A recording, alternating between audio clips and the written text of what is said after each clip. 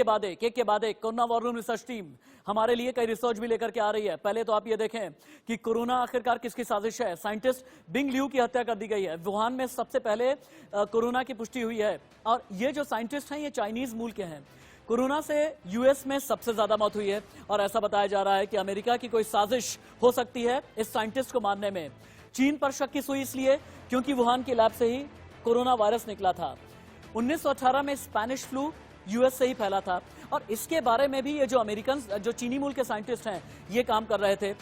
America को ये डर सताने लगा था कि कहीं वुहान वाली थ्योरी पूरी तरह से रिजेक्ट ना कर दे ये साइंटिस्ट, ऐसा भी बताया जा रहा है। और क्योंकि 1918 के साथ में बिंग ल्यू जोड़ करके देख रहे थे अभी के संक्रमण को, अमेरिका को यह लग रहा था कि कहीं ऐसा ना हो कि अमेरिका के साथ कोई कनेक्शन इस वायरस का दिखा दिया जाए। ऐसी बातें भी कही जा रही हैं। लेकिन हाँ, चीन पर शक की कई वजह है। चीन से बैट वुमेन गायब हो गई, चाइनीज मूल का जो वैज्ञानिक है इसकी हत्या हो गई।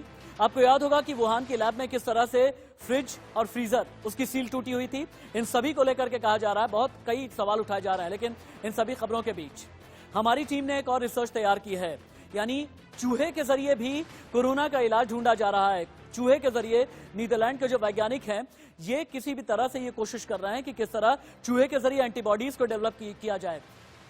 एंटीबॉडी की खोज जो कोरोना का संक्रमण रोकती है और इसी खोज में चूहे का इस्तेमाल किया जा रहा है। एक एंटीबॉडी डेवलप भी कर ली गई है। एंटीबॉडी का नाम है 47D11।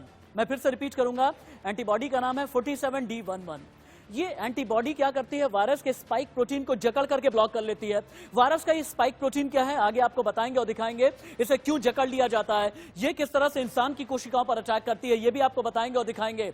चूहों पर किए गए प्रयोग में 47D11 एंटीबॉडी की खोज हुई है और अलग अलग कोरोना वायरस के स्पाइक प्रोटीन चूहे में इंजेक्ट किए गए। कोरोना वायरस के चूंकि कई टाइप हैं, कई म्यूटेशन हैं, इन्हें चूहे की कोशिका में इंजेक्ट किया गया।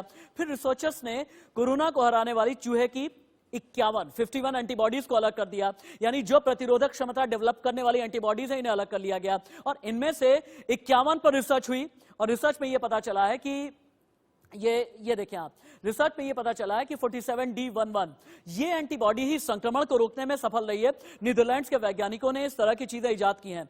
आप ये जानना चाहेंगे ना कि स्पाइक प्रोटीन आखिरकार क्या होता है कोरोना वायरस का। इसके लिए पूरी कुंडली को समझना बहुत जरूरी है कि एंटीबॉडी आप समझें, एंटीबॉडी कहां पर रोकता है कोरोना के अटैक को, ये आप समझें। क्योंकि नीदरलैंड के वैज्ञानिकों ने चूहे के जरिए एंटीबॉडी डेवलप की। अब ये एंटीबॉडी किस तरह से काम करेगी ये जानने के लिए कोरोना की कुंडली आपको देखना बेहद जरूरी है। कोरोना की पूरी कुंडली अगर आप खोल करके देखते हैं तो कोरोना वायरस की अलग अलग लेयर होती है और ये सिर्फ और सिर्फ नैनोस्कोपिक नजर से या माइक्रोस्कोपिक नजर से ही देखा जा सकता है। लेकिन हमने एनलार्ज करके एनिमेटेड वे में वर्चुअल फॉर्म में आपके लिए कुछ तैयार किया है। देखें आप क्या होता है कोरोना की कुंडली में। वायरस का एक मुख्य कांटा होता है, एक आरएनए और न्यूक्लियर प्रोटीन होता है, एक वायरस का खोल होता है और एक इंसान की कोशिका को पकड़ने वाला कांटा जो आपको नजर आ रहा है। नीचे देखिए ना आप, नीचे यहाँ हाँ यहाँ ये बिल्कुल नीचे देखें आप, बिल्कुल नीचे यहां पर।